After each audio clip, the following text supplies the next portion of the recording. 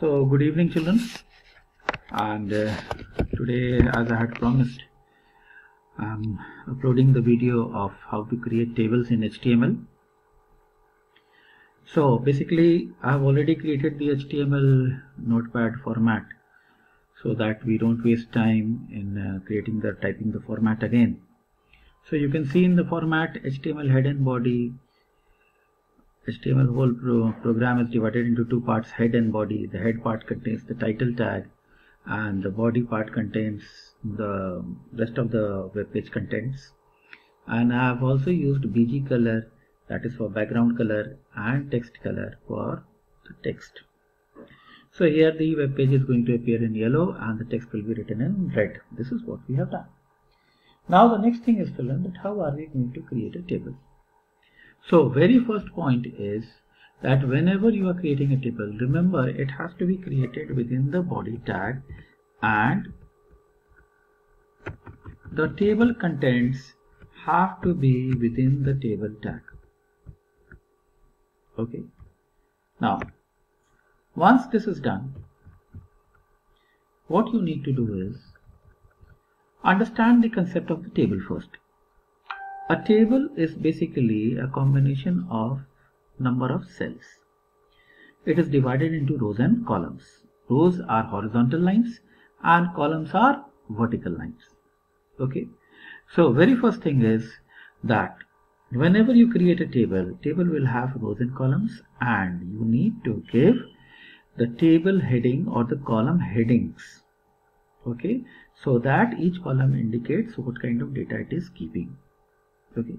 So any table will have the first row as the table heading. Okay. So for table heading, children, what you need to do is you need to use tr tag and th tag. So remember, this is tr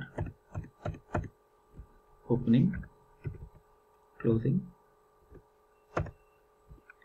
again opening, again closing, again opening, and again closing. Now, number of tr tags is going to tell you, the number of sets of tr tags is going to tell you how many rows in this table will be. Like here I have created 3 rows. So how it can be understood? Why? Because we can see here 3 sets of tr tag. So the very first set is this,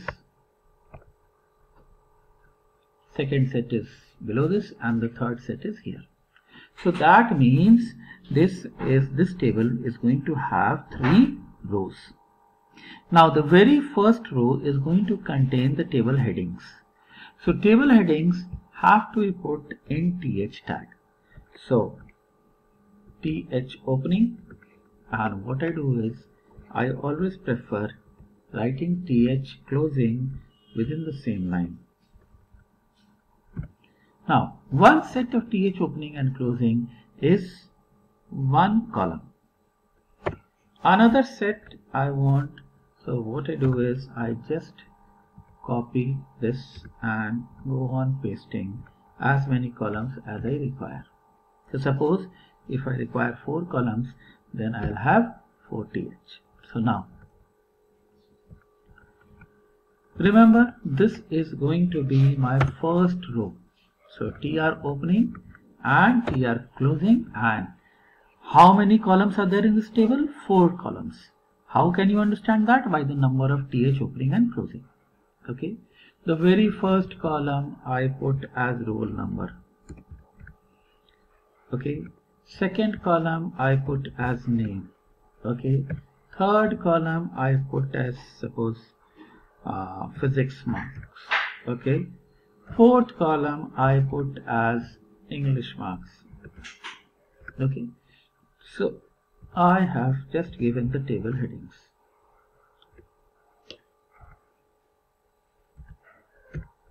Now this is one set or the very first row which is going to contain the column headings.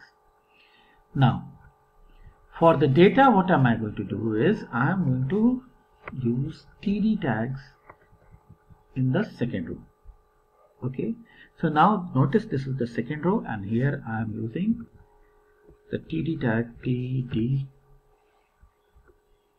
Again, I prefer it in one row so that it can be easily understood.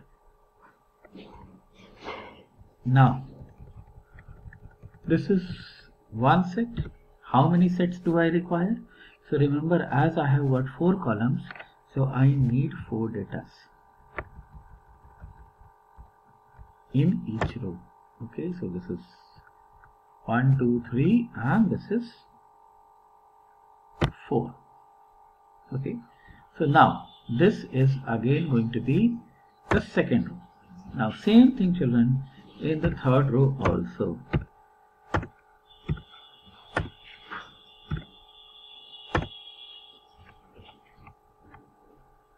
Okay, let me increase this screen to full screen so that you can see the whole program at once.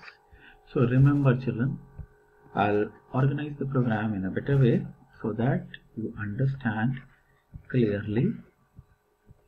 So the very first TR set is the column heading. Second TR set is the first row. So first row, roll number I put as 1. Okay. Second, I put the name as Amit. Marks in physics, I suppose if I want to put as 50, and marks in English I want to put as 60. Okay. Now second, here children, third row, roll number 2. Okay, suppose this is Aman, and suppose children I put in marks in physics as 75 and marks in English as 63. So children, my table structure has been created. Okay, now remember, this table is going to have 3 rows. The very first will be table heading, and second and third will be the rows. Now what I do is, children, I save it. Okay, it is asking me for the location. Now today what I have done is, I also want to show you how to link two web pages. So that is why before starting this video, I had created one folder, okay, in the C drive, in the D drive, by the name demo. You can see it here, and all the other web pages which I had created in earlier classes, I have stored in this particular folder. So the moment I click on all files here, you will see that these are the 2 web pages which I had created earlier. One is by the name Abhishek and another is by the name DNS. Okay, so here only I save this file. Why? Because all the files which needs to be connected using links or using web links, okay, need to be in the same folder for easier handling. Okay, so table.html, you know that we have to give the extension. Okay, now my table is saved. I minimize this window and go to that location, my computer. Okay, and here I go into D drive. Okay, and here I click on the demo, and notice my table file is available here, and it has the icon of the default browser, that is Google Chrome. So I double click on this, and notice my web page is appearing. Okay, now notice, children, the web page has got a table. Okay, you can see roll numbers here, name here, physics marks here, and English marks here. But it is not visible as a table. Why? Because you cannot see the borders of the cells. Okay, so remember, if you use simply table tag, then the borders are not going to be visible.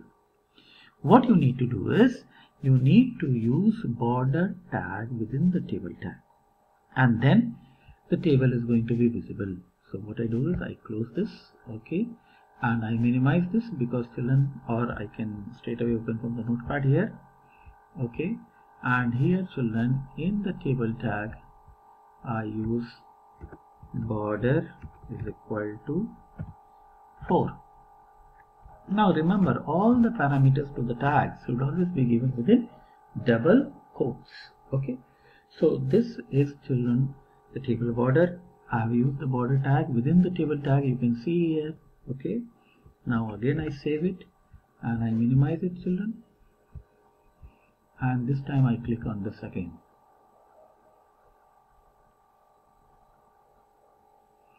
So the browser is slow, doesn't matter. Now you can see that borders have appeared on the table and you can make out each and every cell. Okay, now alignment tags are also there, and there are many other tags, okay, which you are going to learn as you proceed ahead. So till then, notice the table has been created.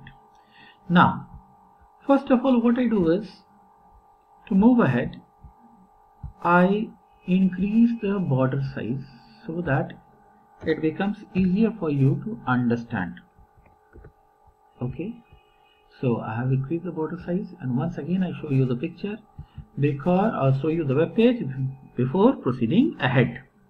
Okay, so you can see the border has become thicker. Now the next thing comes is, children, cell padding and cell spacing. Okay, so what is cell padding and cell spacing?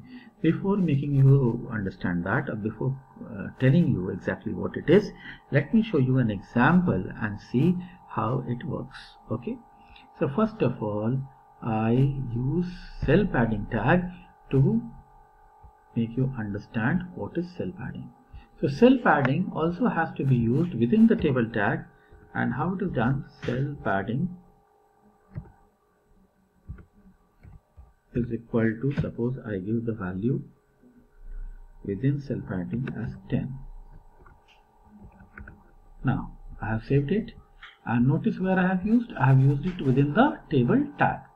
So after saving, children, I minimize this, and after minimizing I open this web page again. After minimizing it, children, I open the web page again. Notice what is the difference which you can see. The difference is, children, that the cells have become bigger. Okay, so cell padding is basically the space within a cell. Cell padding is basically the space within a cell.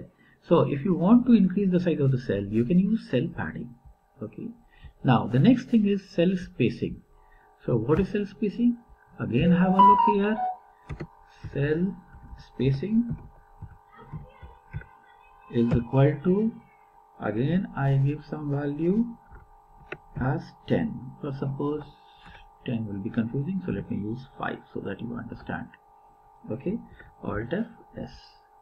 I save it, and again after saving, children, I double click on this web page, and notice the difference. Okay, so can you see that these border lines have become thicker? So cell spacing basically, children, basically increases the thickness of the border. Okay, so cell padding increases the space within a cell, and cell spacing increases the space between cells. That means it increases the thickness of the border. So once again I'll show you, children. Now I make it 15 and have a look. What is the difference?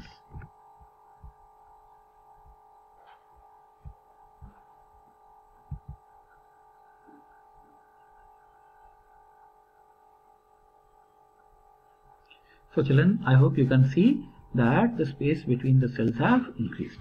So this was regarding how to create tables and how to use cell spacing and cell padding and other attributes of tables. So we will be meeting again in the next video. Till then, goodbye and take care, and I hope you would have understood this. Thanks a lot.